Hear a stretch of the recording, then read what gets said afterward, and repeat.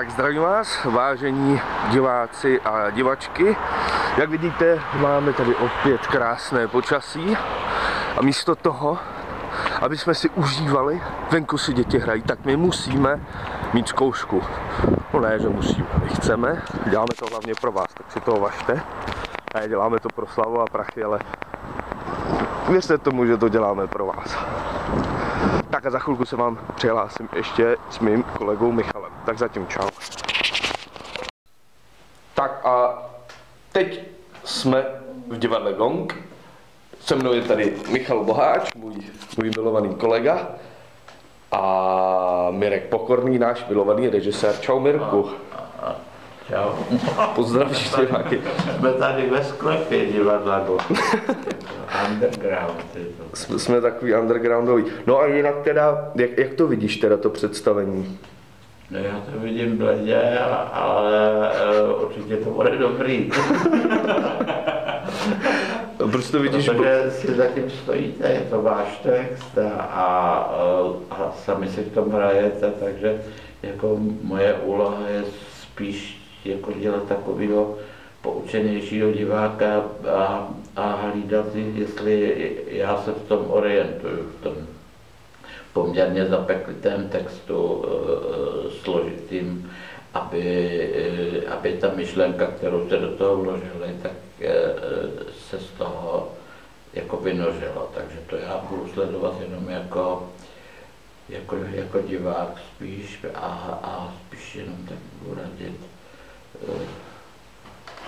když budu mít pocit, že to nefunguje. No a jinak nebudeš si stydět tam mít jako třeba na plakátu tvoje jméno? No to určitě se nebudu stydět. Moje jméno už bylo u tolika průserů, že další snese.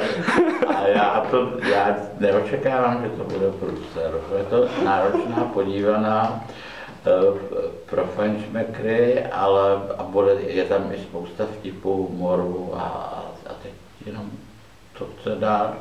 A když to bude průser, no tak jako i průser je dobrá reklama. Jako.